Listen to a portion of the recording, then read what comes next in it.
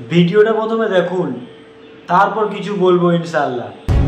ক্যানিংয়ের তালদি এলাকায় চোর সন্দেহে এক মুসলিম যুবককে প্রকাশ্যে পিটিয়ে খুন। ভাইরাল হয়েছে সিসিটিভি ফুটেজ। নিহতের নাম জামির উদ্দিন শেখ, বাড়ি ঘুটিয়ারি রবীন্দ্রনগরে। গতকাল রাতে তাকে আটকে রাখা হয়, তারপর বাড়িতে ফোন করা হয় পুলিশের পরিচয় দিয়ে। পরে নির্মমভাবে পেটানো হয় আর শেষমেশ মৃত্যু হয় তার। ঘটনার পর দুজনকে গ্রেফতার করেছে ক্যানিং থানার পুলিশ। বর্তমান সময়ে এভাবে রহরহ ঘটনা দেখা যাচ্ছে সোশ্যাল মিডিয়ায়, যে মুসলিম নাম জিজ্ঞাসা করে তাকে পিটিয়ে হত্যা করা হচ্ছে। কখনো মুসলিম নাম জিজ্ঞাসা করে তাকে ব্যবসা করতে দেওয়া হচ্ছে না, সেখান থেকে তাড়িয়ে দেওয়া হচ্ছে। কখনো মুসলিম নাম জিজ্ঞাসা করে পিটিয়ে মারা হচ্ছে। এরকম ঘটনা রহরহ ঘটে চলেছে। কারা করছে? এক শ্রেণীর উগ্রত্ব হিন্দুত্ববাদীরা, যারা নিজেদেরকে হিন্দু দাবি করে, সনাতনী দাবি করে, এবং তারা এই কুকর্ম করছে। তাদের কাছে আমার প্রশ্ন, কোনো ধর্ম বা কোনো বিশ্বাস কি এটা শেখাতে পারে যে অমুককে পিটিয়ে খুন করো বা এ করো তা করো, হত্যা করো? কোনো ধর্ম শেখায়? কোনোই ধর্ম এভাবে শেখায় না। আর কোনো ধার্মিকের পরিচয় এটা নয়। কোনো ধার্মিক ব্যক্তি সে যদি তার ধর্মকে ফলো করে, সে যদি তার রিলিজিয়নকে ফলো করে, তাহলে কোনো ধর্ম বা সেই ধর্মের গ্রন্থে কোনোদিন এই কথা লেখা নেই যেভাবে পিটিয়ে হত্যা করো মানুষকে।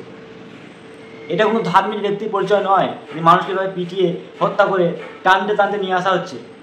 বড় আশ্চর্যের বিষয়, এক মুসলিম যুবককে তাকে চোর সন্দেহে পিটিয়ে হত্যা করা হয়েছে। তার লাশটাকে টেনে টেনে নিয়ে আসা হচ্ছে। মানে দেখে চোখে জল চলে আসছে। কী বলবো? কেউ যদি কোনো অপরাধ করে, তার জন্য পুলিশ আছে, আদালত আছে, দেশের আইন আছে, সে আইনের হাতে তুলে দেবে। তার বিনিময়ে কী করছে? নিজের হাতে আইনটাকে তুলে নিচ্ছে। দেশের কি আইন কানুন নাই নাকি? হ্যাঁ, দেশের কি আইন কানুন নাই?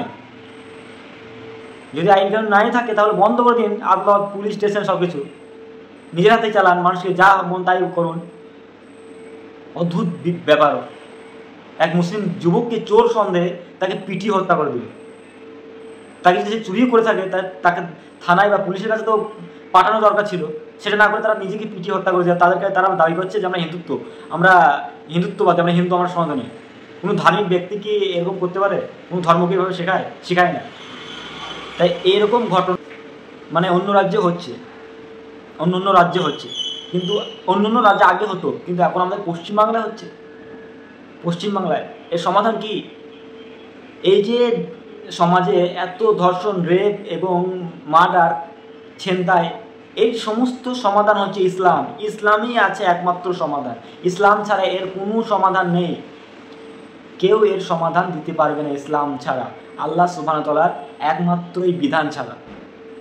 যদি ইসলামিক শরিয়া এই ইন্ডিয়াতে বা পশ্চিমবাংলায় লাগু করা হয়, 24 ঘন্টার মধ্যে এই পশ্চিমবাংলা ফলাফল পাবে। 24 ঘন্টার মধ্যে চুরি করলে হাত কেটে দেওয়া হবে, ধর্ষণের মৃত্যুদণ্ড, হত্যার বদলে হত্যা।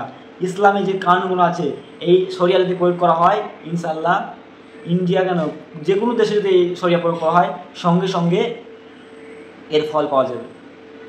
তাই ধিক্কার জানাই এসব কাজকে। আর আমাদের মুসলিম ভাই এবং বোনদেরকে মানে কি বলবো, আপনার সতর্কভাবে থাকবেন, সতর্কভাবে পা ফেলবেন। বর্তমান সময়ে যা পরিস্থিতি হয়ে আসছে, এক শ্রেণীর উগ্রত্ববাদীরা নিজেদেরকে হিন্দুত্ব দাবি করে এইভাবে মানুষদেরকে পিটিয়ে হত্যা করছে।